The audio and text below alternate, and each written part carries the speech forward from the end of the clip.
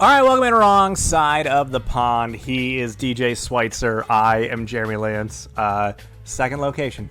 I know. Second location of the season. Yeah, it's insane. Back in my abode for the first time in a long time. Both of us, at least. Yes, possibly last time. Yeah. Because if we take the summer off, you ideally don't live here by the time we get back onto the pod, right? No, I think that'll be a little bit faster than what our home that has not yet broken ground. I really doubt that it'll be ready by August. Okay, all right. I'm just trying to be optimistic for you. I mean, I like your optimism, and if the builders can get that done that quickly, that would be ideal. But yeah, that will be coming. We'll have like a dedicated office space that we can sit in at the new house. That we can make our new recording studio. There we go. Like. Yeah. So, but yeah, we're back in my house for what may or may not end up being the last episode of the season. We've got the Champions League final that your team is involved in. So we will only have a pod if they win. Yeah, it's pretty much what we're looking at this point. But the Premier League season is wrapped up. We did it. We did. We survived pandemic season 2. I guess is the best way to explain this one. Yeah, we did. This one went much better than the first pandemic season, where it actually all happened in the time frame it was supposed to. Yeah, it's true. But it's weird. Like, this was also a shorter season than what we normally would have, right? It was compressed, very congested season. But this season also felt longer than a lot of recent seasons for me in particular. I think that's kind of obvious as a Spurs fan. Like, the season got very long at the end of the year. I mean, there was definitely for on-field issues. There were a lot of clubs that this season felt like it lasted an eternity. It really did. And could not have ended soon enough. And it has ended, and we are here to do what we normally do at the end of seasons, where we go back and review a lot of our preseason predictions, to see how bad of pundits we actually are in year 8 of actually pretending to be pundits. We'll also do our normal review of the actual table itself, 1 through 20. You'll present us with a bunch of facts, and then ask me a few questions to prove again whether I paid attention at all this season. We'll find out. Yeah, not usually much at all. Are you kind of relieved that we're at the end of? I mean, I know. Again, as a Spurs fan, yes, you're relieved, but like as a general soccer fan, like, do you have that, like, kind of like, oh, the season's over? Like, I can kind of got that off my plate for a little bit, huh? I mean, yeah, oddly. Normally the end of the season brings about, like, a little bit of lamenting and sadness about its end, and, oh, man, what am I going to watch on Saturday and Sunday mornings now? I always feel like the first week, like as the season draws to an end, there's kind of is that, like, like your mind is already going towards the future of like, oh man, like a whole off season awaits us. What's going to happen? A new season. Like, there's kind of like this optimism / like dread accomplishment, and then like within a week you'll be like, there's nothing to watch. Yeah. What am I going to do with my Saturday mornings? It'll definitely be on Saturday morning this week, and I also, for the first time in like a gajillion years, have no games to coach this weekend. There you go. So I feel like I'm not going to know what to do with myself now, given that I'm about to move, and as you can see here, we're like sitting amongst boxes, and there's a process going on. Yeah, there are things that are already beginning to be set in motion, so I have things to fill my time.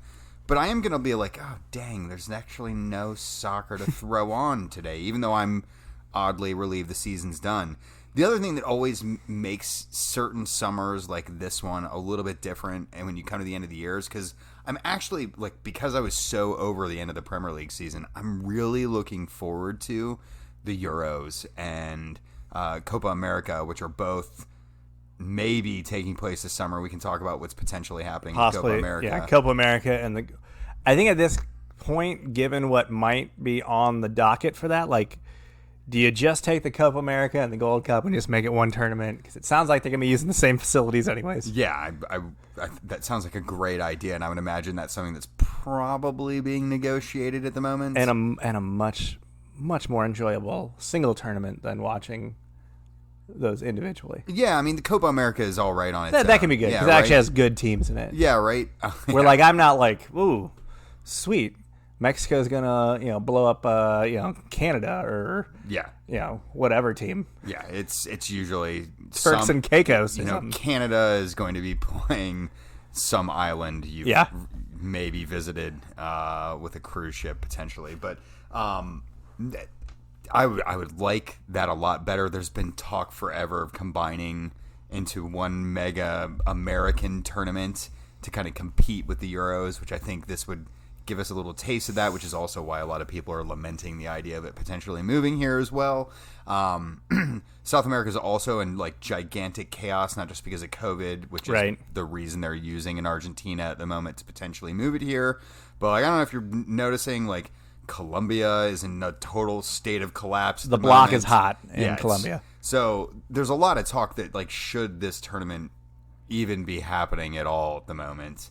But like I love the Euros. I love Copa America, in part because most of the time I have no rooting interest in it. So it's like you can just sit back and enjoy. Yeah, it was like the last World Cup for us. Let the chaos. I know. I mean, we talked about that then. Like, you almost enjoyed the last World Cup more, but just because there was that just very like. I don't have to care. It was pure enjoyment. There was no anxiety about like how we're gonna perform or like that whole match day is just like. Is my week gonna be ruined now if we lose this match? Like, yeah.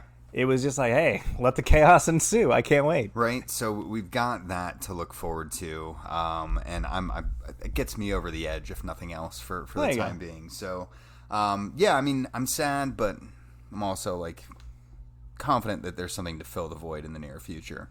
Sure, plenty of FC Cincinnati matches. Yeah, all of those goals and stuff. Yeah, hopefully. Real quickly, let's touch on the fantasy update before we get into the stuff that people we get to crown a winner. We do get to crown a winner. No surprise in the Premier League side of things. Tyler Kelly, 19th show in a row. It's literally half the season. Podcast legend Jay Slack finishes behind him by 38 points. So congrats to Tyler Kelly. You win yourself some added time outfitter wristbands, probably like dozens of them at this point. A whole sleeve. Yeah. So pick out every one that you like and let us know what you like and get in touch. I finished 56th, up 4 places. You also improved 4th to 86th. Woo. Yeah. I mean, still terrible, but woo. I know, right? Both of us. I mean, I'm barely mediocre here. Over into the MLS side of things, Mike DiPietro, 4th show in a row on top for him. I improved no places to 16th. You improved no places to 12th. We're both pretty terrible in that one, but it's also probably because we've not adjusted our teams at all so far. That'll be the root cause of a lot of it. Yeah.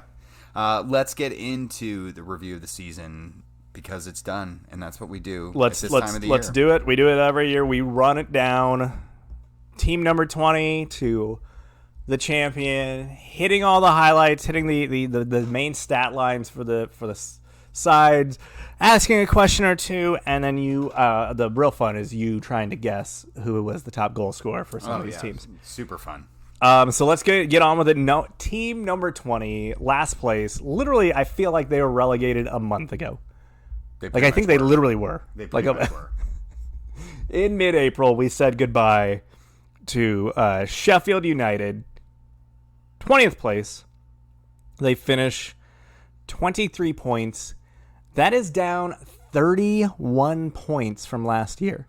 Remember, they finished like 9th last year. Last year they were like the surprise. Yeah, they were. Of the league. Absolutely. So it's not surprising that they would have a bit of a down year, but I think that was a lot more than what they were actually anticipating. Goal differential though, negative 43. Their goal differential last year was 0. So that's a negative 43 goal differential switch. Yeah. I think that's totally a consequence of that system getting found out, right? Yeah. Like, overlapping center backs sounds great in theory until you actually like get up into the. If there's enough game tape on it, people are going to figure out how to scheme how this works. Yeah. Cool. All right, now we'll obliterate this, and that's exactly what happened this year. And to be fair to them, like they stuck to their guns, but it also rode them like straight into the toilet. On 8 goals, who was their top goal scorer? I couldn't even. Can you name anybody on this team? No. Same. It was David McGoldrick. I mean, now that you say that, like I'd be like, okay, I think I've heard that name. But if like you're playing one of those Sporkle like online games, like name a player from every team, there's no way that I'd be able to name a player from Sheffield United. So if Billy Eichner ran up to you on the street and just said, name a Sheffield United player. Yeah. #pundit. When will we see this team again? I think we've talked about this 6 weeks ago when they were relegated. I think it's going to be a bit. Yeah, probably. Like a lot of it. It was a long time in between their last spell in the Premier League. I mean, you think back, the last time they were in was the Carlos Tevez and Javier Mascherano affair with West Ham, right? They went down when West Ham should have gotten a points deduction for third-party ownership, and they did not. And their request to have that appealed was denied, and it took them 10 years to get back. I don't think that's unrealistic. They're one of the big clubs, right? Like they are one of the traditional big English clubs, so it's not unrealistic that they could get their act together again and find themselves back up. But it's chaos once you get down in the championship. So let's do a betting line this way. Sure. My son, my oldest, the oldest kid of the podcast, he's 10. Does Jack Lance get his learner's permit before Sheffield United rejoins the Premier League? So 5 years, roughly. Yeah. No, I don't think we see him again. Okay, all right. Yeah. I think they don't paint themselves as a yo-yo club, and there are some very clear yo-yo clubs within English soccer. And, welcome back, Norwich. Yeah. Fulham, I think, gets thrown in that category as well, and we'll talk about them here in a moment, I'm sure.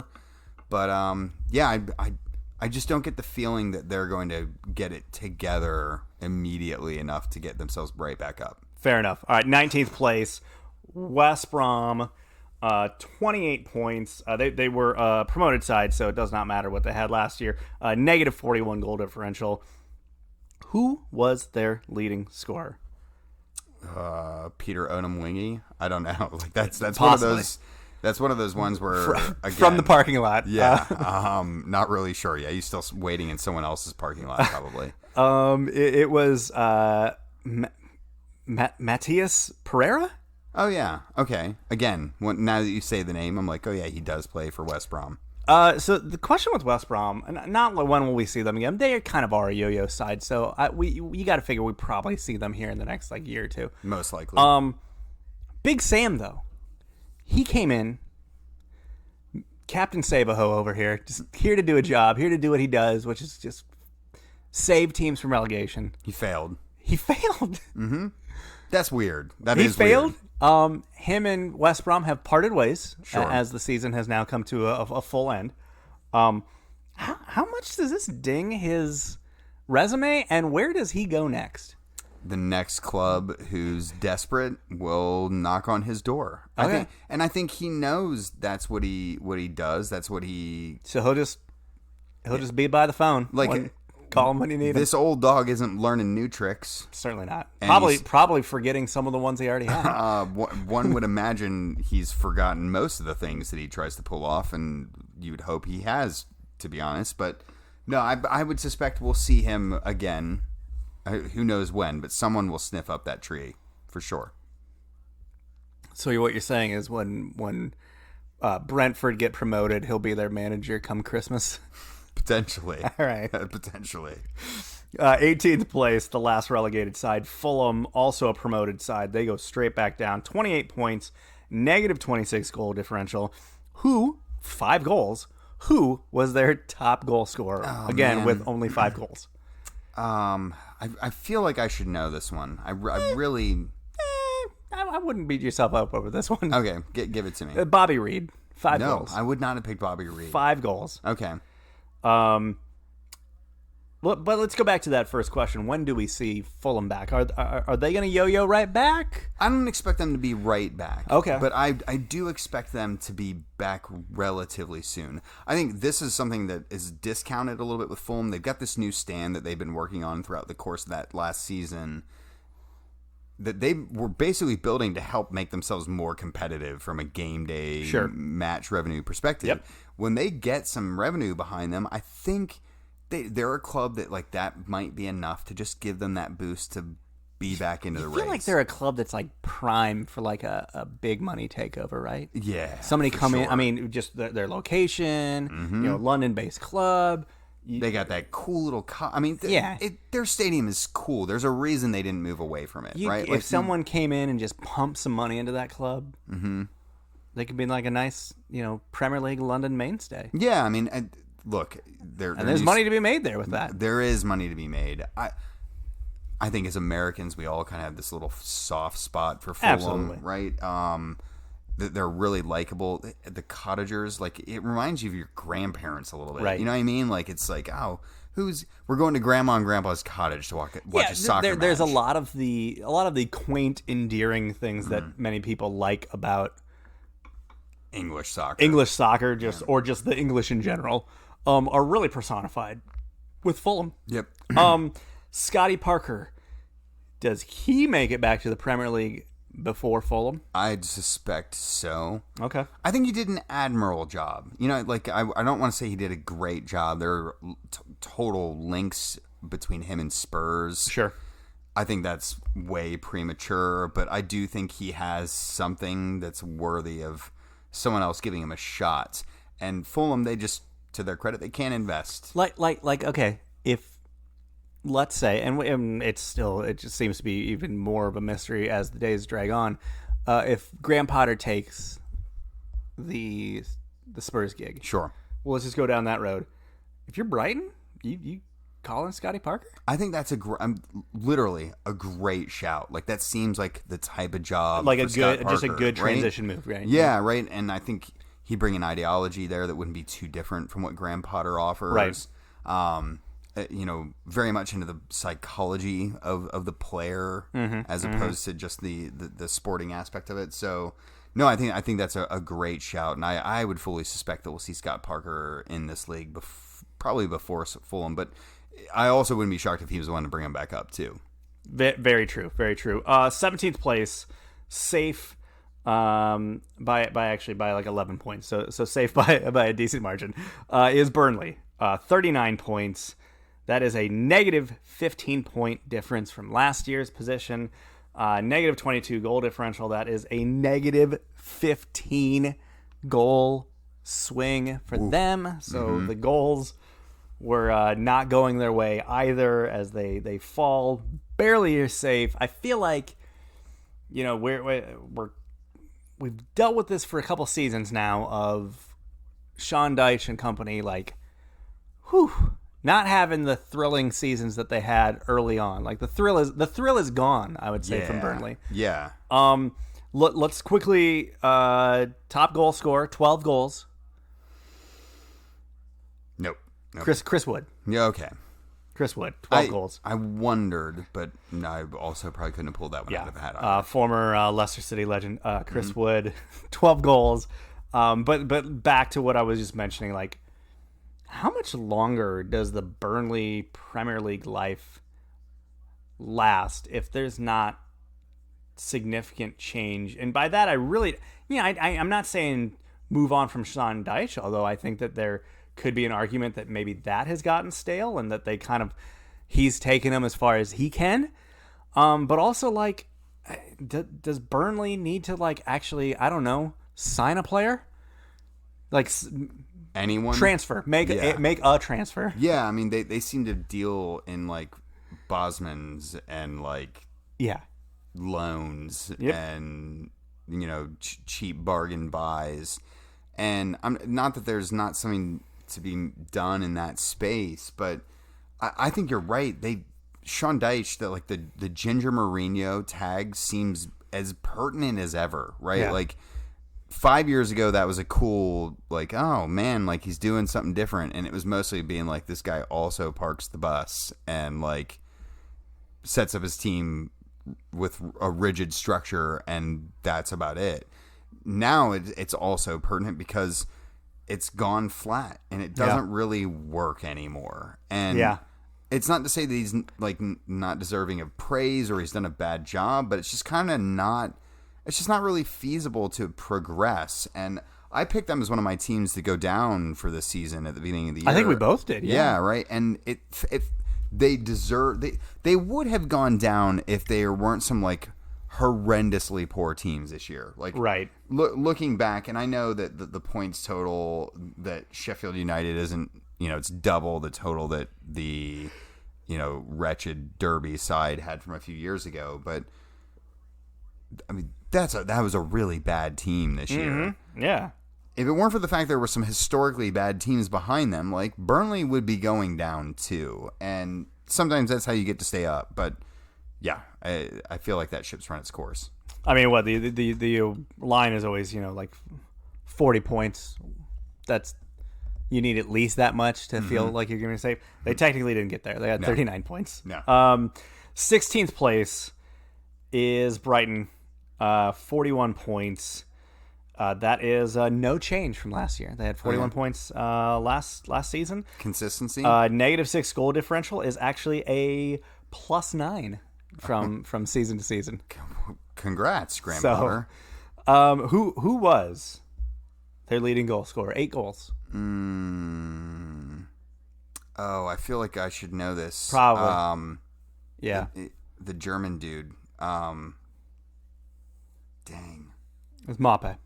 What's that? Mape. Oh, so it wasn't a German dude at No, all. yeah, it wasn't him. Okay, yeah. I should have known that one, yeah. Yeah, Neil Mape. Graham Potter obviously is like the hot name right now. Where is he next season? My guess is Brighton. Okay.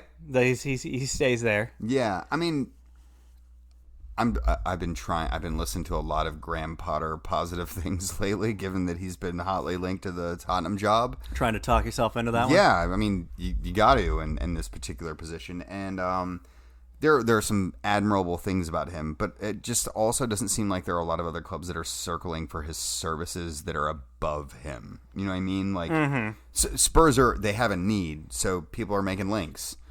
I don't know that Graham Potter's the right answer for that, but I could see it making sense in certain scenarios. But if I had to guess, I would imagine he'll still be a Seagull next year. Yeah, no, I think I tend to agree. Although I think it'll be interesting if he doesn't move. Do we look back on this as like him missing his moment to take that next evolution, and he ultimately never really does get another chance? Like a Ralph Hasenhuttl, like sure, yeah, could have, would have, should have, and then here we are. Speaking of that, 15th place, Southampton, 43 points. That is a 9-point decrease from last season. -21 goal differential. That is a -21 difference, as they were at 0 on the goal differential last year. Top goal scorer, 12 goals. My initial guess is James Ward-Prowse, and that's accurate. No, Nope. Shane Long. No, okay. It's Danny Ings. I don't know if you heard of him. I'm getting the wrong mediocre English striker name here. You were going through the list. Yeah. My question is pretty simple on them. Is the magic gone? It's almost similar to like the Burnley question, but like this is a side that has been consistently producing young talent, has had some really good seasons, has had some great moments. Is that starting to? 15th place.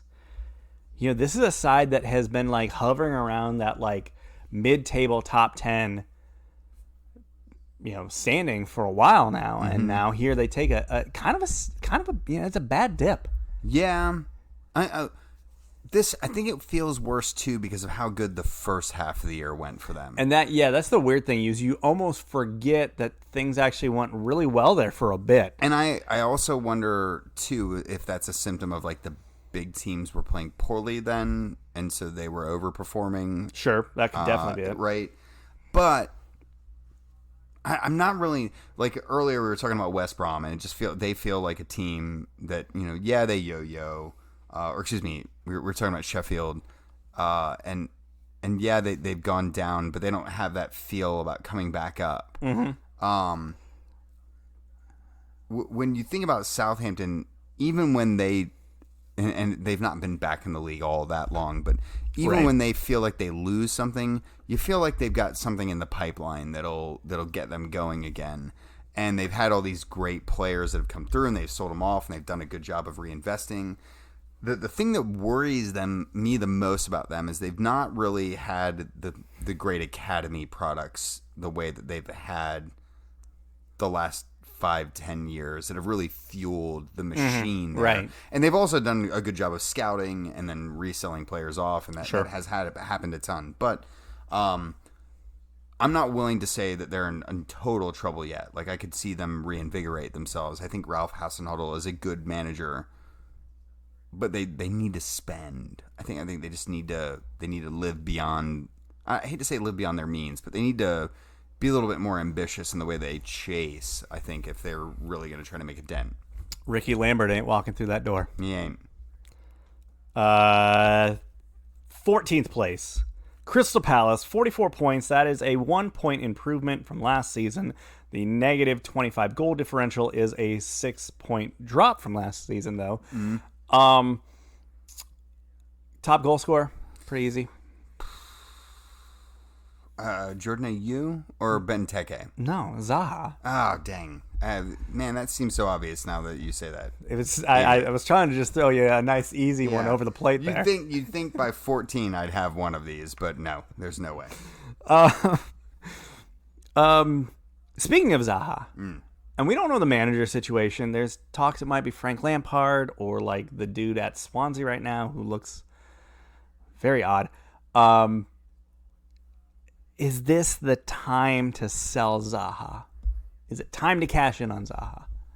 Does Zaha want to be cashed in on? I would imagine so. You would think, but we've talked about this before with him. I mean, Everton and Spurs, start your engine. One of you guys are going to definitely overpay for this dude. I can totally see us not overpaying for him and being really frustrated that we didn't at the end of the summer. I think Zaha needs to be top dog. Like, he needs to be the alpha in the team. Okay. No, I can see that. I could see him going to an Everton, right? Like, you could go to Everton and he could... I feel like I can already envision him in that blue jersey. Oh, for sure. I think he wants to be higher than that. Mm-hmm. But I think he probably deep down knows that he needs to be the dude on the team. And I'd love to see him go and actually tear it up. Like, he seems like one of those players that has just the potential to be a star and really light things on fire, but he never gets over that hump when he's in those situations. And I think that's because he needs to be the top bill. Well, if he stays at Crystal Palace, Frank Lampard comes in possibly. Mm-hmm. Yeah, but everyone's prediction is wherever Lampard goes is where Tammy Abrams is going to land. I would not doubt that at all.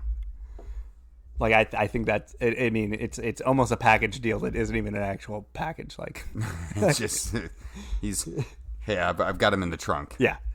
I'll call him right now. He'll be over here. Yeah. Chelsea's already signed the paperwork. Yeah. No, that wouldn't be totally shocking. And I think that would be enough to keep a guy like Zaha around. I mean, I feel like that was those two guys that could play really well off each other. Oh, for sure. For sure. 13th place, Wolves. 45 points. That is a 11-point drop from last season. Negative 16 goal differential is a negative 27 goal swing for them. Yeah. That's a big one. Top goal scorer, they had two that were tied, so just name me one. I would have to guess Pedro Neto. Bingo, that's one. Yeah, Neto and Neves, yeah. I was going to say Neves was probably the other one. Yep. Finally one of these. Who is managing this club next year? Ooh, man. A Portuguese gentleman, I'm going to imagine, right? Yeah, you almost have to backfill that way with this team. I have no clue, right? Like, their identity has been so wrapped up in Espirito Santo for so long now that it's tough to even envision someone else taking hold of this club. Like, literally, when I think of Wolves prior to this, like, do you have a manager in mind? Like, when you think of Wolves before Espirito Santo? For me, it's so obvious. Silva? No, I think of Mick McCarthy.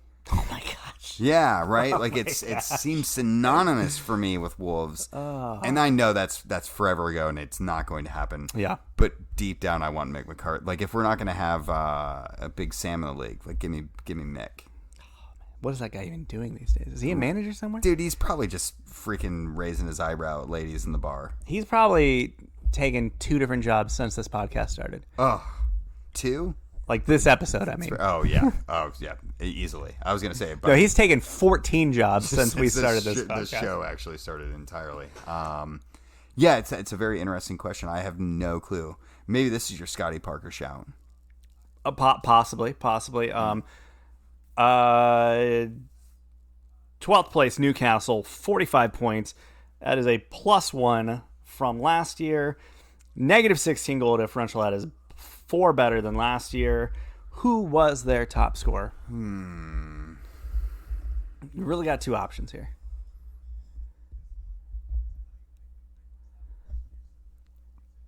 I'm totally blanking. It's Callum Wilson. Yeah. Really, it was really the only obvious answer here. And I could, like, see him in my head. Yeah. But I mean, Willock came on late, scoring just goal after goal. Yep. But ultimately, it was Wilson with 12 goals. They end up, like, they were literally on the verge of possibly, like, they weren't being mathematically relegated? safe to, like... The second to last week. Yeah. Yeah. And yet they find themselves all the way up in 12th. What, like, can they keep this going? Is this at the point, like, is this that inflection point where they need to dump money into actually keeping guys like Willock and Wilson, all these guys around? Or is this just kind of the ceiling for them at the moment? We know the answer here. The answer is this is the ceiling. This is the ceiling. They're going to sell. But the, like the team? Everything. Well, going in the discount bin at Sports Direct. Yeah, literally and directly, absolutely. This is what they are, right? Mm-hmm. Like next year they'll probably go down, and like then they'll be right back up, and Mike Ashley will still own the team, and everyone will hate them, but feel mildly optimistic about what the future has to offer. I think it's just like the perpetual circle that Newcastle are forever stuck in. We did have, and I'll have to go back. We did have a eulogy submitted for this one from my buddy Alex Ward for Newcastle. Newcastle, is Mike Ashley ever gonna leave the same roller coaster of mediocrity since 2008? No. He will forever tease the idea of selling this team, and like I'd imagine like he'll probably sell them right before he dies, just to torture the hell out of Newcastle, because that's what they are now. Going back to Southampton real quick, because we did have a eulogy on that one as well. Scott Holobetz says Southampton 15th is like 9th, but with more frustration. Yeah. And then going all the way back to Ed Bighead with a Fulham eulogy. Why would you do such a silly thing? A silly little thing, taking points from top sides, feigning an actual attempt at a safety battle. Where do you get off going and giving us hope like that? Oh, yeah, that feels a lot like a Fulham fan right there. And then we have a few more that we'll get to when we get there. 11th place, Aston Villa, 55 points. That is a +20 from the previous season. +9 goal differential is a +35. I mean, that's an incredible improvement. That's a big improvement. Sure. Top goal scorer. I'm going to go ahead and say, I'm going to chalk this down as you're not getting this one. I mean, the mind drags to Jack Grealish, but he missed forever games at the end of the year, so he didn't get to take all of his penalties. Definitely not your Ross Barkley in there either, right? Also a guy who played like 8 matches. Yeah, right. I quickly Googled Aston Villa players just to give myself like a running chance here. I'm just gonna go Bertrand Traore. No. Okay, there we go. Although he did did score a pretty important goal at the end of the season against his former club. That's part of the I'm seeing like, okay, let's think about this, but who was it? Ollie Watkins had 14 goals. Woo! Like, all right, prime for a sale to missed that one. A mid-table team that they won't reproduce that. David Moyes, call your office. Yeah, for real. Can they keep the progression going? I mean, they barely survived last season. Remember, they were not relegated by the skin of their teeth. It was a 1 point difference. They were celebrating the last match day, right? Like they were genuinely. And a year later, they find themselves in 11th on 55 points. Can they keep this steady progression upwards? I think a mid-table result next year, like in that 12 to 8 range, I think actually is progress, right? Like I think this is to sustain. Yeah, like I think if you can sustain this, that is a sign of progress. So I know they're a huge club, and Birmingham are truly it might actually be the biggest city in the UK. Like people don't appreciate how big of a city that actually is. And the fact that it has 2 clubs there, I think people aren't even fully aware of a lot of the time, right? Aston Villa are a huge club. They've won European Cups, and people, I think people don't even know that about them. This club should be competing. And it wasn't all that long ago that they were routinely competing for Europe, like Champions League places. Right. Like they were fifth, like a couple years in a row. I want them to progress. Like I would. I'm kind of there too. Yeah. Like, you know what I mean? They should be there. Jack Grealish he's one of those players that you want to play for your club, but you also don't want him to leave Aston Villa because he's been so devoted to them. Like you like that idea. Mm-hmm. He's kind of like that old school dude that will go out and like murder someone for his team if it required that, or get assaulted by a fan, which also happened. Amazing. We were at your parents' house for that. That's right. Literally, we'll never forget that. Wild. 10th place, Everton. 59 points. That is a plus 10 improvement. Goal differential -1. That is a plus 11 improvement. Top goal scorer, 16 goals by Dominic Calvert-Lewin. Bingo. Yeah, there we go. Finally feeling confident about some answers. I mean, I feel like from this point on, you should be batting like 700. Yeah, one would hope. Can they climb back into European places?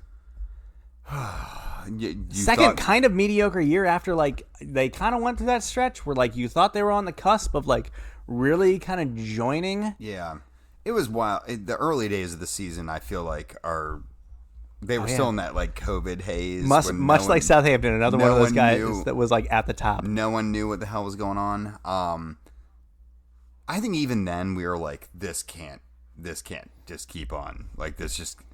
I think we were doing like, are they going to pull a Leicester? And they didn't. And then like 2 weeks later, like, well, never mind. Yeah, it was like, moving on. Yeah, it was almost like David Moyes was back in charge. No, if only.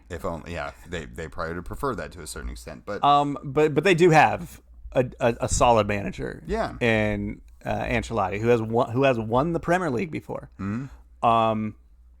They did bring in big piece. I mean, they brought in James Rodriguez. I was listening back to our prediction show where we were like, that's a big get for them. Like, yeah, they made some moves that for the first time in a while they were like big boy moves that actually for the most part worked out for them. Yeah, like past couple of years they've made quote unquote big boy moves, thrown around some money, and they're just blown up. Unlike that like Klassen guy, like where they paid like $30 million for, that was utter garbage. Mm-hmm. And some just other like transfer move that's like that was supposed to take him to the next level and they absolutely didn't.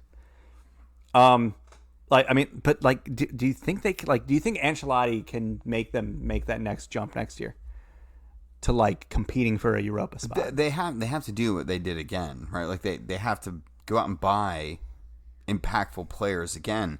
What this team struggled with wasn't necessarily like individual quality to change a match. Like we saw Calvert-Lewin, James, several other players, Theo Walcott even on a couple occasions, Sure. changed the course of matches with their individual capabilities. But the problem is they had like those three guys. I'm going to throw out a not super exciting name, but I named it. I just feel like this is absolutely going to happen, especially based on some news that came out today. Willian. I could definitely see Everton trying to pick him up.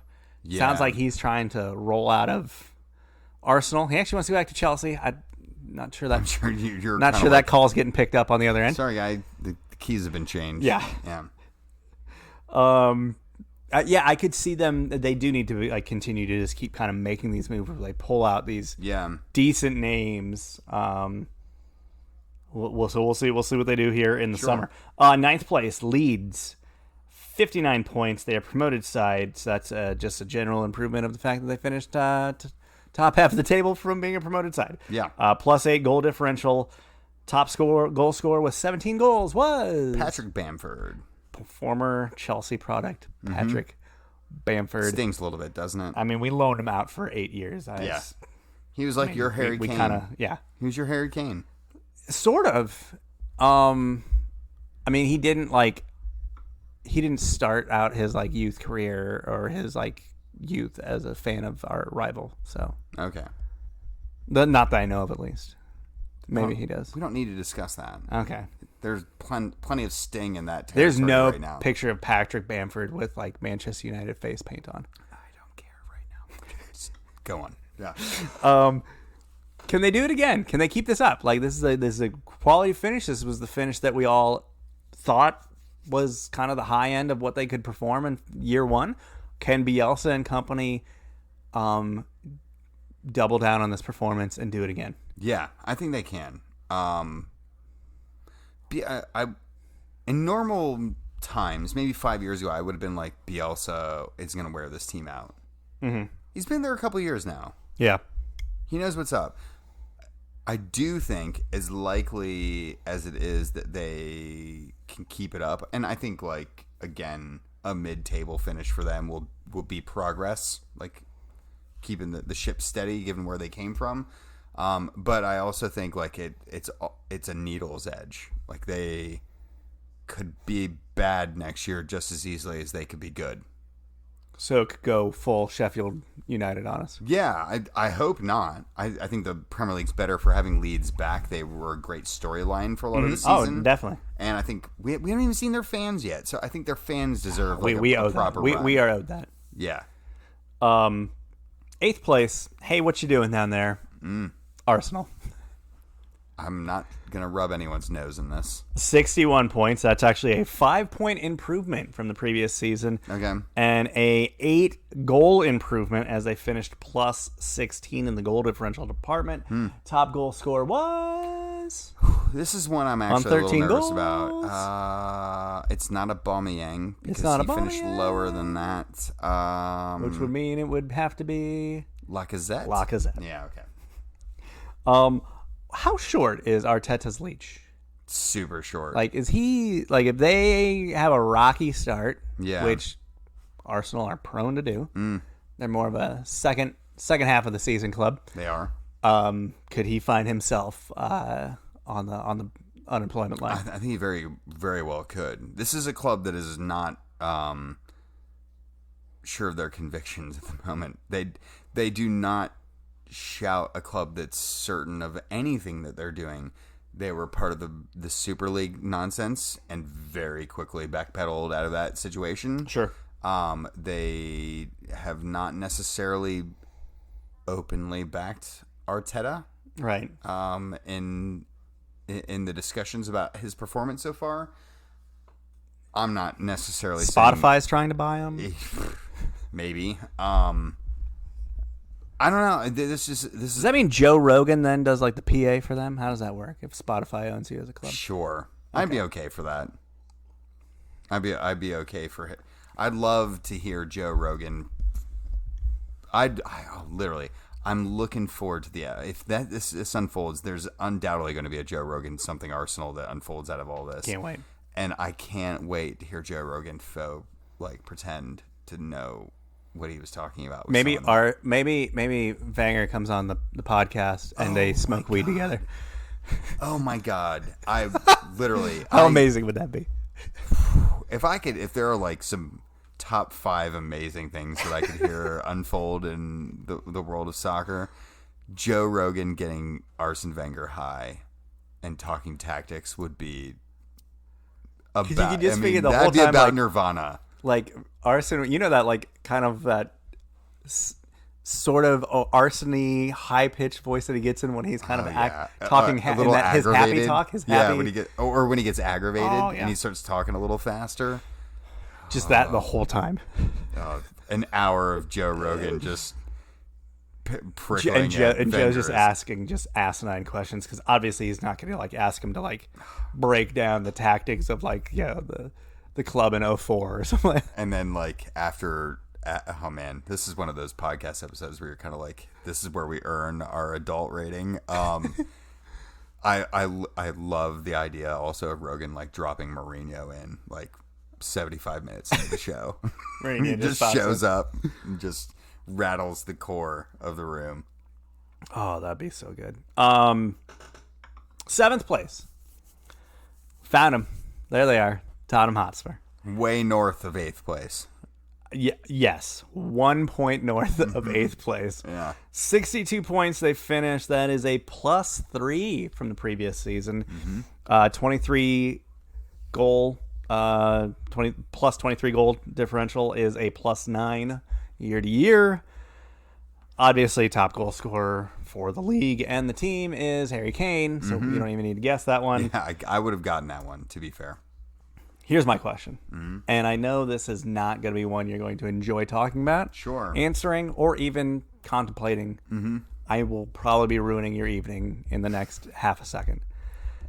If Kane leaves and they get the manager pick wrong again, how far does this club fall? Oh, God. This is where my brain has lived for weeks on end. Yeah. I think there's a long way to fall. Like I'm genuinely worried about it. Like this club's mental strength is newly found, and it's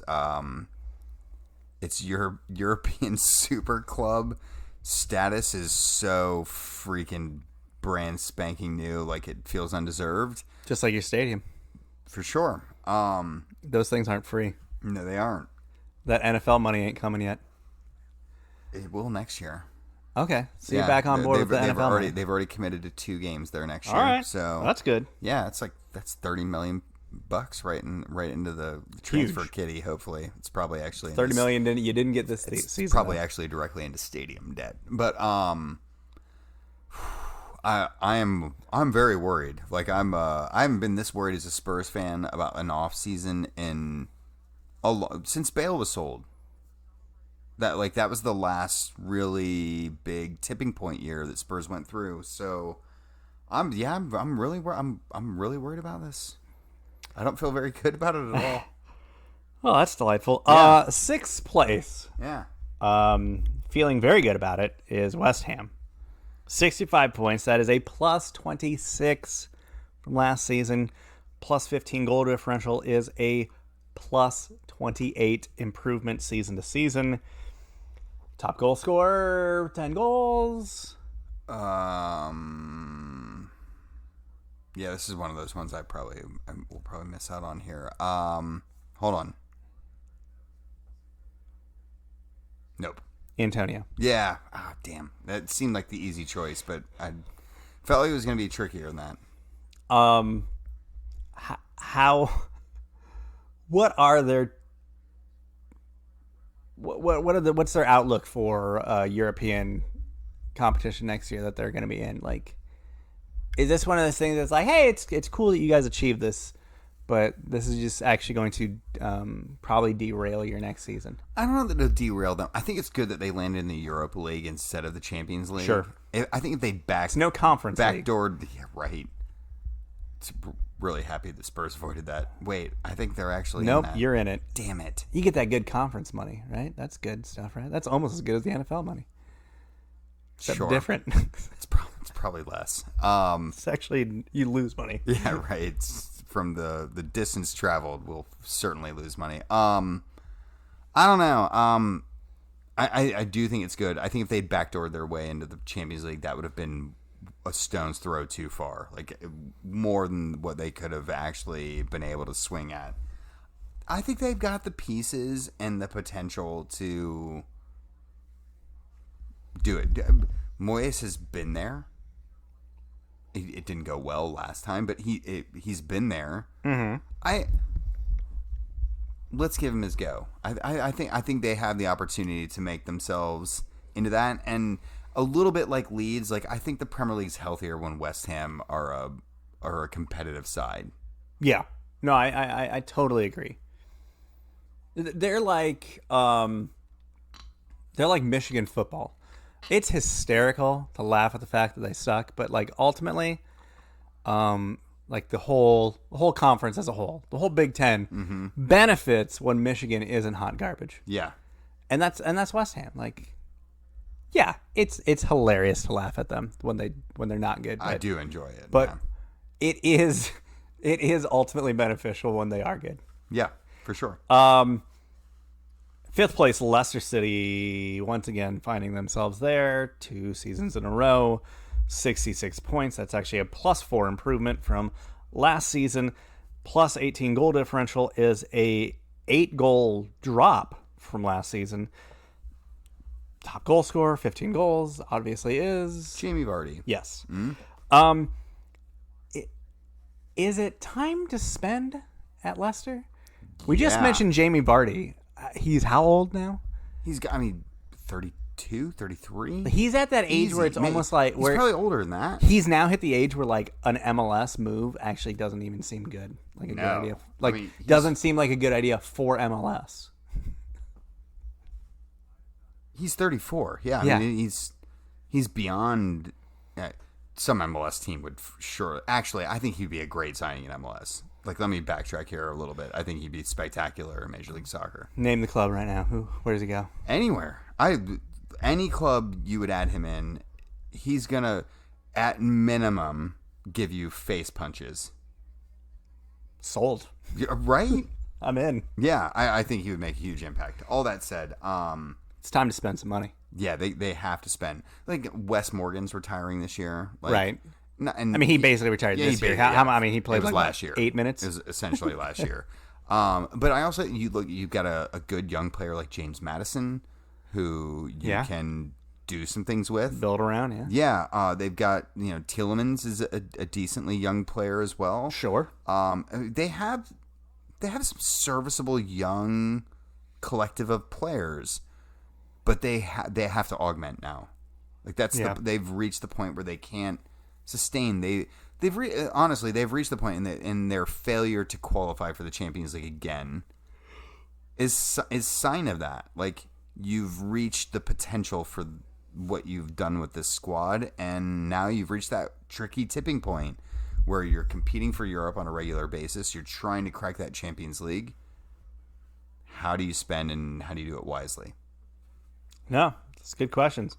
Fourth place, Chelsea, 67 points, a 1-point improvement, 22 plus 22 goal differential, a plus 7 goal improvement. Top goal scorer was and is only 7 goals, and they were. I'll give you a Mason Mount. No, I'm gonna give you a big hint here. They were all from the spot. Oh, Conte. No, excuse me. Jorginho. Yeah, Jorginho. Yeah, sorry. Scored 7 penalties. Yeah. I knew. I was like, it's a midfielder that has no business actually scoring a bunch of goals. Yeah.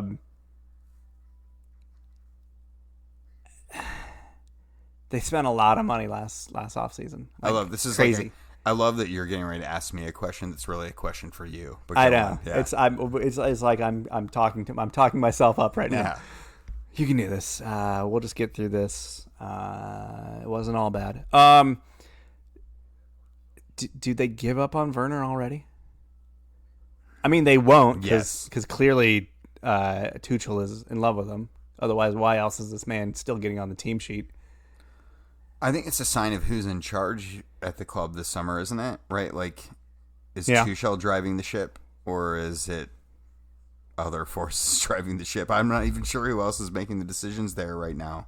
Do you guys have a technical director, or is it just Abramovich picking people? It's Petr Cech's headgear. Yeah, okay. So it's pretty much Abramovich telling Czech what to do. That's what you a little bit worry about. You know they'll probably spend on someone. There's no transfer ban this summer, so sure. Who's it going to be? Lukaku? It would make so much sense. It really would. But you can't do it a third time, right?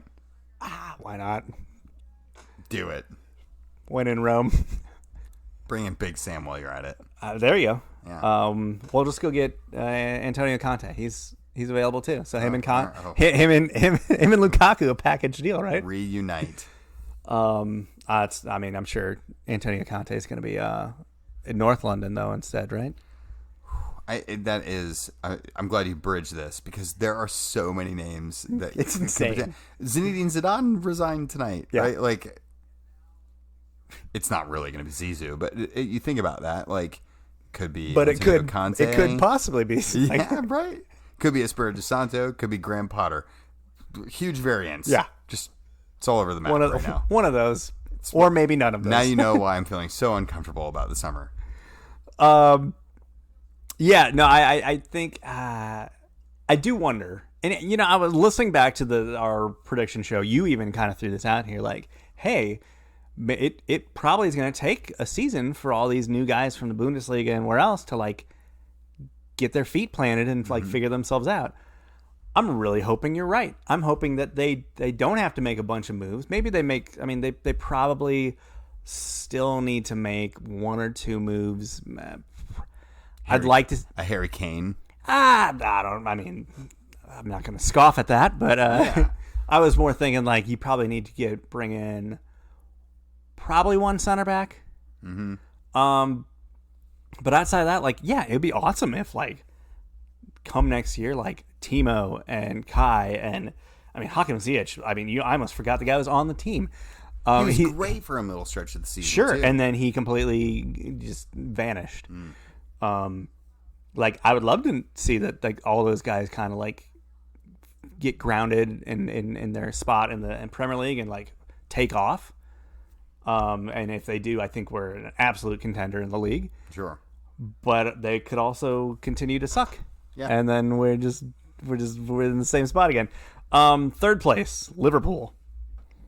69 points. That is a 30-point drop from last season. Yeah. Plus 26 goal differential is a minus 26 goal swing. Top goal scorer, 22 goals. That was Mo Salah. Yes. Yeah. So just missing out on the Golden Boot, that goes to Harry Kane. Was this season a failure? Okay, so by the standards of last year and the year before that, sure. Okay. Yeah. But no. Like, no. You finished third, and I know it was chaos. Mm-hmm. But no. Like, everything's so cyclical anymore. There's, like, believing this team to be able to carry that on for that long is absurd. We've talked about this so often. They were the pinnacle of European football for 2 years almost. And while it didn't always result in the direct titles that were associated with all those seasons, it was a hell of a run. And I don't think this is a letdown outside of the size of the drop in production and location. But all that said, I still think it's probably about in line with what they should have produced, all things considered. I feel like this offseason is... I feel like not enough people are talking about the fact that this is a so very critical. pivotal of like... Yeah. Because we already know that like when Oldham's leaving, like there's going to be a little bit of a shift, and it's how they adapt to that and maybe bring in those new pieces and how they kind of try to make those changes to keep themselves going in the right direction. Yeah, I was just talking with my good Liverpool buddy Matt today about, like, I actually think they're at a major crossroads. Like, this team has actually gotten stale. Yeah. And you have to factor in like the injury situation in the back in particular has just been so critical to their performance and their outcomes. But up front is also like it's gotten bad, and I think it's gotten to the point where they have to actually ship off one of the good big three. Like I think a Firmino, a Salah, or a Mane needs to go to kind of just open up some space to breathe again for the rest of the squad and bring in another big talent. Yeah, to freshen up. I think it's like a Diego Jota. It's his time to step up. And do that. And I think he's a player capable of doing that. And at times this year looked very much set to do so. I think you could cash in on a Mo Salah or a Mane. Remember, this is Fenway. Like they love that like Moneyball stuff, and there's no way they're not looking at Salah, Mane, not going. It's time to cash. Yeah, I feel like they get this wrong, and you're talking a year from now, one of the other big names leaving, and Klopp's going back to Dortmund or something like that. Yeah, I mean, and this whole moment, this whole era is over. Yeah, I don't think they're quite to the Klopp leaving stage, but I think they're actually sort of close. I think they're closer to it than anyone would be willing to be comfortable with there. But okay, yeah, I mean, I think they're at a weird spot, and this summer I think will drive a lot of the direction of where they end up over the next few years. Second place, Manchester United, losers of the Europa League final today. A little surprising. Yeah, David De Gea finding a new way to disappoint the fans by missing that 11th round penalty. Yeah. Unai Emery. Big vampire win right there. Big good evening indeed. Yeah, right. Look, I love Unai Emery, if only because he looks like a vampire. But oh yeah. I'm happy a little bit for him because I felt like he got trashed a bit in his Premier League tenure here. Yeah. And it's not his fault he picked the wrong squad to walk into. Dude's won like I think this is like his 4th or 5th Europa League title, and he's only lost the final one time, and that was with Arsenal. Says something, doesn't it? Like when he was with Sevilla, they cranked out like 3 or 4 in a row, and then he's immediately back in the seat with Villarreal. Yeah, I mean, I'm happy for him in that respect. Manchester United 74 points, plus 8 improvement from last season, plus 29 goal differential is actually a 1 goal drop. Top goal scorer, 18 goals was Bruno Fernandes. Absolutely. Yeah. Signing of the season. Penalties. But also some really big ones too. I think that's such an undersell. They finished second. I mean, it's second place. They are 12 points behind their city rivals as far as being close to that championship spot. If there's like one piece you could point out that they're missing, that's keeping them from that in that 12-point gap of not being able to actually possibly cash in and win a title. It's what? That's a great question. Because you look around that squad and you go, well, they look pretty. That's good. That's a good piece. That's a good piece. That guy's playing well. I think this is a team that needs to just live up to their billing. I think that's kind of where they are, and the question is a little bit, and maybe they need to add a piece or like a spark, another guy to help carry the load. But if you could get Paul Pogba clicking, if you could get Harry Maguire clicking, you get David De Gea playing like he first did when he came to the club. It's a team that could do it. I think. Yeah, I mean, I think for me, if they had one more dominant piece, either a center back or like a defensive midfielder, that's just like that very big. I mean, you just think about like all the historical dominant forces they've had in the back there, the stalwarts that they had back there. One lives around here now. It's true. Like, I feel like something like that they're kind of missing. Harry Maguire obviously was the big name they brought in for that back line. I would say Verdict's kind of still out on that. I mean, we'll see. I think he's still young. There's still time. I'm not going to write off that as like he didn't do the job. Like, I think he grows into that role as we go on. Maybe, yeah. But yeah, I feel like they're missing that one more like, and kind of like a rougher dude. Like Harry Maguire is just like a big dude. Like he's not like he's not a dude that I'm like, oh well, he's just gonna start fighting people. Like, nah. But that was like the old, like, I mean, some of those guys that used to play for United, you were like legitimately afraid of. Oh, yeah, Yap Stam, who we were just talking about earlier. I'll never forget the first time I went on a press conference with him. I was like, yikes. Yeah, right. And then he was surprisingly like candid, and I've seen the other side now again too. But yeah, you think of that, and you think of Harry Maguire, and you kind of go, those aren't the same things. Yeah. So I don't know. They're not far away, and I'm not sure if it's a player or if it's the manager that really would make the big difference there. No, I think that's another good comment there. Good, is the right manager still there? I think that verdict is still out. You can't write him off because they've improved under his watch. Yeah, they've gone in the right direction almost the entire time he's been there. Right. But can he take them to that next level? Well, it's a high ladder to climb. First place, your champions, Manchester City, 86 points, a +5 improvement from last year, but they actually had a goal differential swing of -16 as they finished with +51. Mm-hmm. Top goal scorer.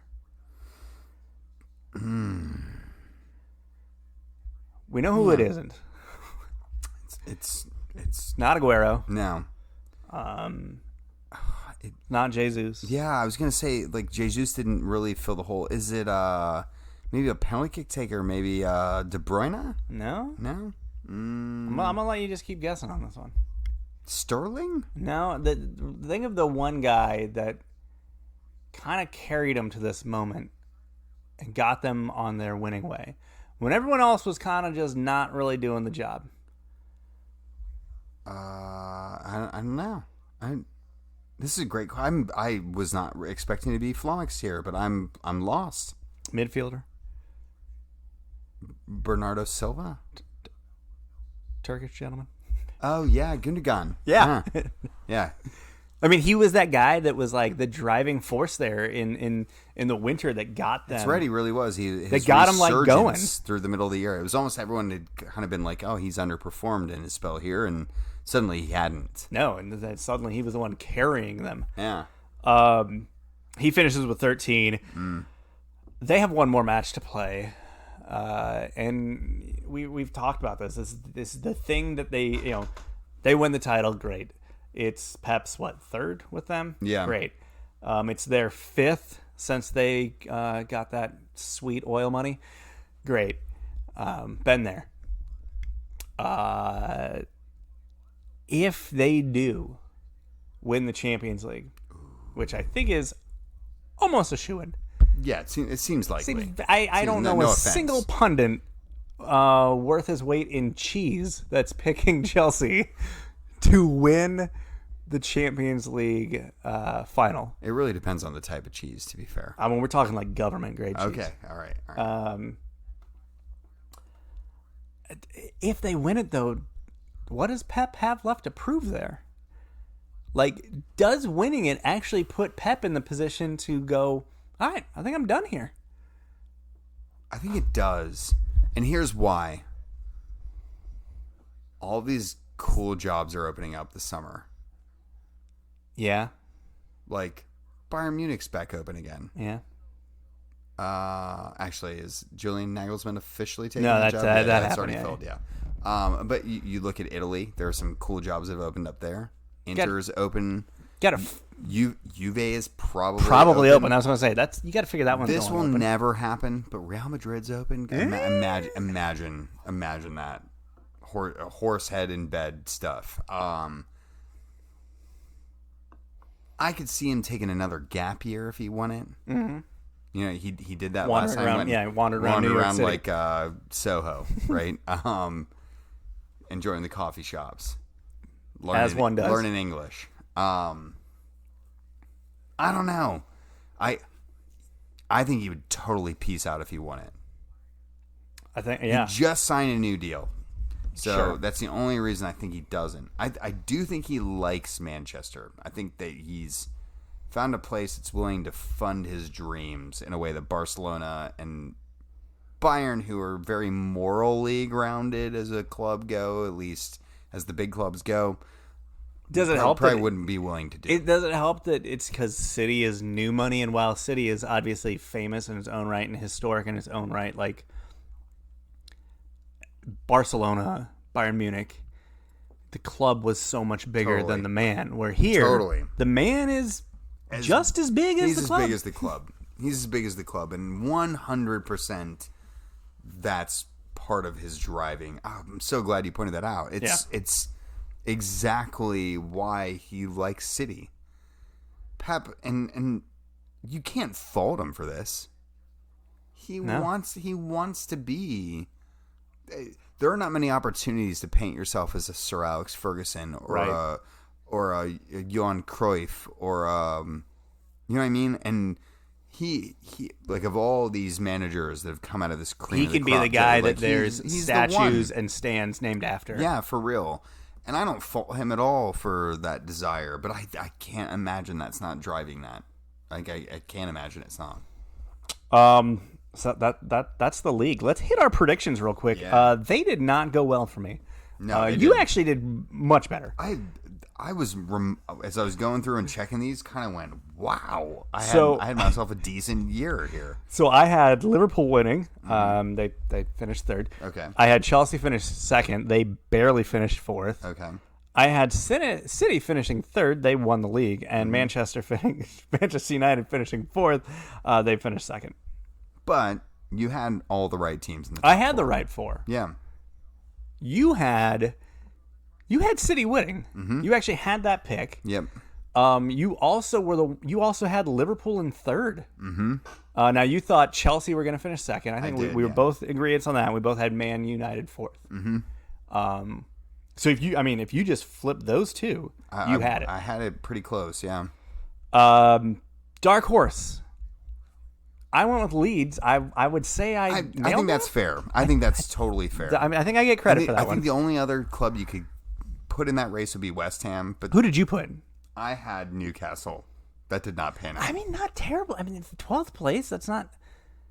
But as we said then, like they tripped their way into 12th. Yeah. Like they were in 16th. Like for real. Like 10 days. They're ago. in the relegation race less than a fortnight ago. Relegation. Mm-hmm. I believe we both got like two. We both performed really well here. Yeah, so we both had. I had West Brom and Fulham, and then I also had Burnley. So Burnley was a wrong one, but I mean Burnley finished 17th. So it was that wrong. We both picked the same bottom three. Yeah. So I had Fulham, Burnley, and West Brom. I had Fulham at 18th, so I actually nailed that spot. Nice. Burnley didn't exist. West Brom, I was one spot off. So not too bad. Both of us did well there. Golden Boot. Mm-hmm. Who'd you have? I had Aubameyang. I mean, he finished 20th. Got to be better than what I did, though. 10 goals. Better than what I picked. Who'd you have? I picked Timo. Who, I mean, he missed like 35 goals. He did, yeah. He missed a whole Golden Boot's worth of goals. Yeah. But he finished with like 5 or 6, I think. Yeah. Aubameyang had 10, so... less than half of what Kane ended up scoring. Manager of the season, that award has not been handed out yet. No. We know who it's not getting handed to, and that was my pick. Mm-hmm. Jurgen Klopp is not winning that award. Nope. That was actually the safe pick, as I stated on the pod. Safe pick didn't win. Now, to be fair, my not safe pick was Lampard, and that definitely didn't happen. No. You missed in this territory, it seems. Who'd you pick? I picked Marcelo Bielsa. I mean, I think it's either him or Moyes, right? Yeah, I think I'd probably say Moyes probably gets the edge here. Maybe, I don't know, but those I'd say both. I would say that's going to be like your 1-2 as far as like the voting goes. Yeah, I know. I don't disagree at all. Though they'll probably give it to Pep. Yeah, and then we'll all be mad. Yeah. The sack race. The winning answer was Slaven Bilic. Mm-hmm. He got fired in December. It took us all the way to December. Amazing, for we went that firing. long. Yeah, we normally don't even get to October. Everyone was feeling bad about the post-pandemic stuff. Yeah, we can't fire him yet. No one's allowed to be worked. Yeah. You gonna make somebody unemployed? That's a bad. By December, bad optics. By December, everyone was feeling okay. I picked Sean Dyche. Mm-hmm. He's still gainfully employed, so I definitely got that wrong. Yeah. What about you? I picked Slaven Bilic. Boom. I know, right? I felt good about that one from the begining because West Brom just felt primed for that. I feel like, and I feel like I'm talking out of my butt on this one. I feel like Slaven Bilic has actually won this before. He probably has. I feel like he's been fired super early in the season before. Wasn't it at West Ham? It was at West Ham. Yeah. I swear he won this before. I think he had his second win. He had that great run with Croatia, and then he had been linked to the Premier League forever, and he finally came, and it just... And then he was gone by like October. Yeah, just fell on his face. We made bold predictions at the beginning of the season. We did. Some not as bold as others, but... And in the case of both of mine, ones that did not happen. My two bold predictions were, one... Eddie Howe was going to get a Premier League gig. Not only has he not got a Premier League gig, he hasn't got like any gig. I don't even think, like, not even like Sky Sports has called him to like hang out in the studio and like run his mouth. Like he has been nowhere. I feel like he's been linked to some jobs, but it sounds like he may actually take the Celtic job this week. Yeah. That just flared up like as of like yesterday. Mm-hmm. But otherwise, like that dude. Everyone thought he was a hot commodity, and he then instead just vanished. Yeah. Whatever. There was actually talks that had they got promoted, he might have taken the Bournemouth job. Might have gone back to Bournemouth. Would be very narrative-y. But I guess he didn't want to be a part of that when they're gross second tier English sides. Can't blame him. I also said Spurs was going to win a trophy, and that absolutely didn't. Yeah. Oh, and hey, came close. It was... You made it to a final. Relatively. We're 90 minutes away from that coming true. What were your bold predictions? I performed better than you did. Okay. Yeah. One was a softball, and it seemed certain, and we got it. Although it went further into the season than we anticipated as well. And it was a lot fewer. Yeah, it was a lot less than I had anticipated. There will be at least one match this season postponed due to COVID within a squad. And I think there really only was like one or two matches. Yeah, now probably should have been more. But all things considered, the Premier League did a good job locking it down. I mean, outside of like, you had the flare up, as you had literally everywhere in the world in the middle of winter. Yeah, it was the Christmas time flare up. But outside of that, like their weekly numbers were like virtually nothing. But yeah, it was literally, I think, like in the middle of December, Everton had to call off their match with Man City like 4 hours before the game. There was some shadiness involved with that around like, I think it was City having a Champions League game coming up or something along those lines. Yeah, it definitely was one of those things that like, yeah, this is kind of actually just doing a big favor to City. But yeah, I felt like that was my softball one. My wild one was that Mourinho wouldn't make it to the end of the season. I nailed that one. Yep, that definitely happened. Yeah, that's what I'm. Now, did the Premier League do a really good job handling just protocol, or did most of the players already get the coronavirus during the end of the season and the off season? Because I'm feel like based on like loose reports given out that like 2/3 or 3/4 of Chelsea got it either during the break, the back half of this, the return, or like the off season.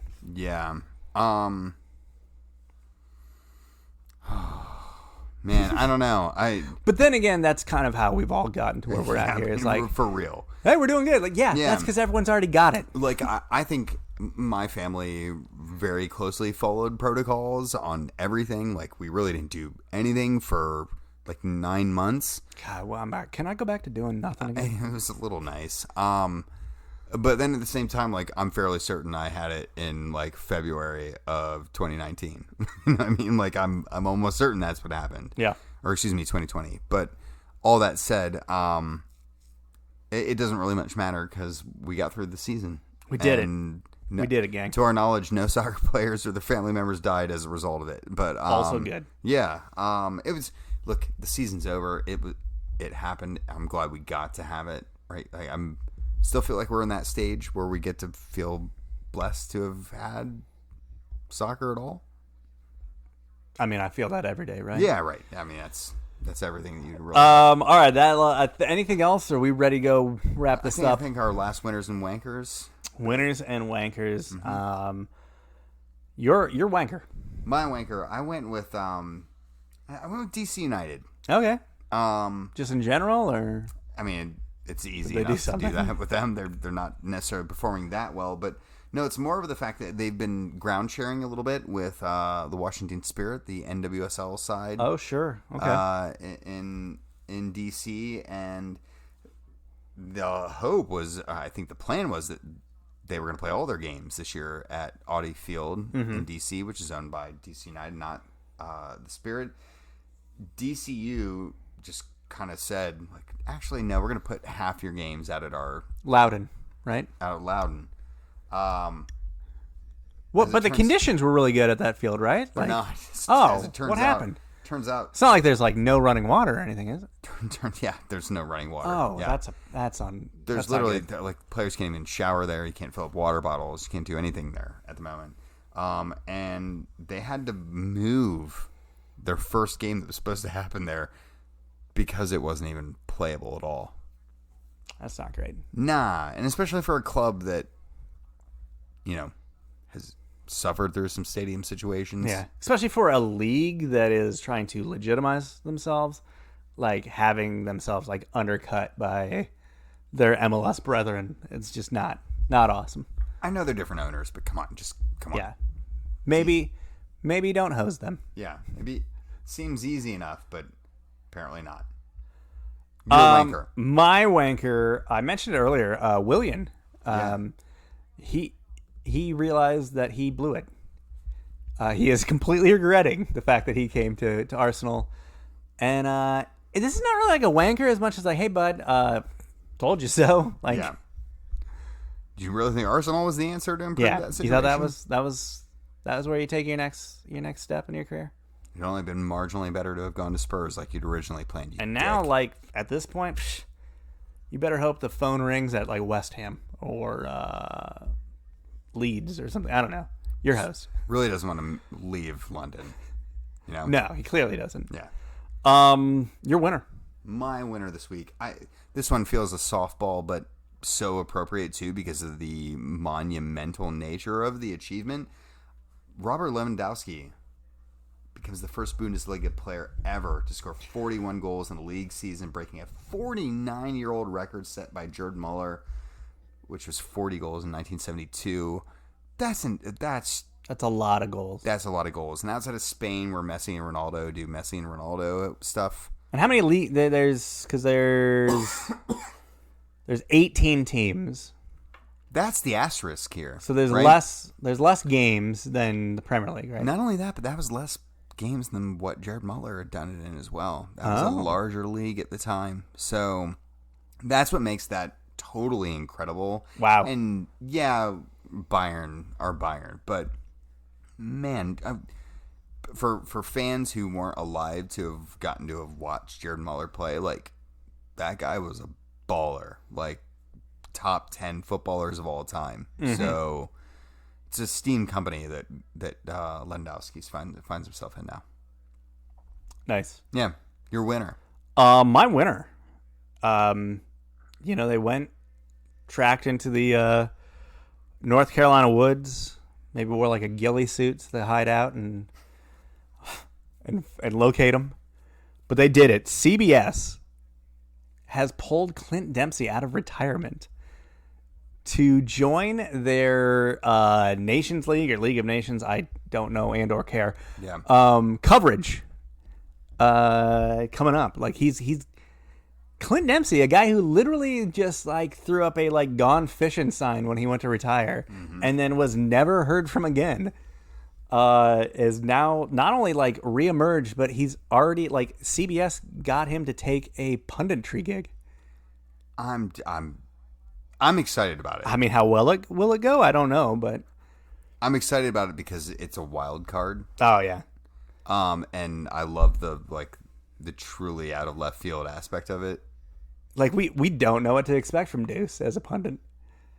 I'm willing to bet though it'll be bad. I will say, so he actually hopped on to DeMarcus Beasley's podcast a couple weeks ago.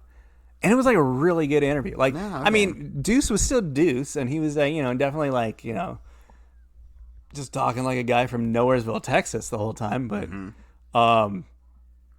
like, he was dropping some like very like interesting things. Like he threw out the fact that like basically a lot of the discussion talked about like him like deciding to retire and like the what that moment felt like and what that like decision felt like, and he was pretty much like, once that carrot was gone for like the World Cup, there was nothing to get me going. What else am I doing? Yeah. And he even like straight up said like, winning another, making another run with Seattle did nothing for me.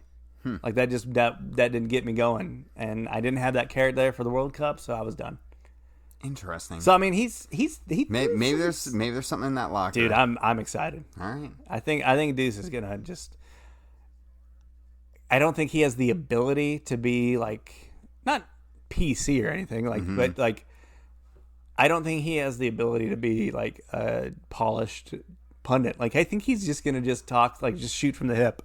Yeah. And some of it's gonna be bad, and some of it's gonna be like, oh crap, he just said it. Like that's awesome. Half Alexi Lawless, half Charles Barkley. Yeah. Oh, definitely like that Charles Barkley vibe. Okay. Absolutely, I think that's a good shout. All right, good. Minus like the goofiness. I could see some goofiness though too. It'll be a different goofiness. Yeah. Like where like he still kind of plays the straight man. Oh yeah, for real. It'll be low key. Like I'm too cool for school goofiness. For sure. Now you got me mildly excited about it. See? Yeah. I talked you into it. Yeah. Well, as we approach an hour and a half on the show, it's probably a good time to wrap things up.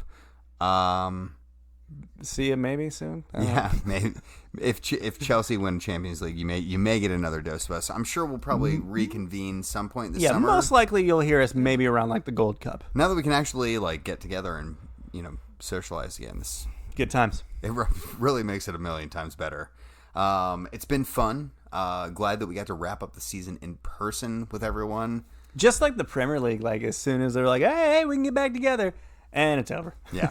Sorry. We're pulling the plug that quick. Hopefully you've enjoyed the nicer mic situation towards the end of the year. I've enjoyed digitally. It. Yeah. Like going back and listening to it, like, oh, I didn't cut out. Yeah. I didn't cut out during that entire glorious, sentence there. Yeah. But as always, thanks for everyone for tagging along for this year. If this is the final send-off, it's been fun. We'll be sure to be back in your ears soon. But if you want to get hold of Jeremy, he's at Jeremy Lance. I'm at Wrong Side of Pond. Hopefully we'll do this again soon. All righty. See you, folks. Bye.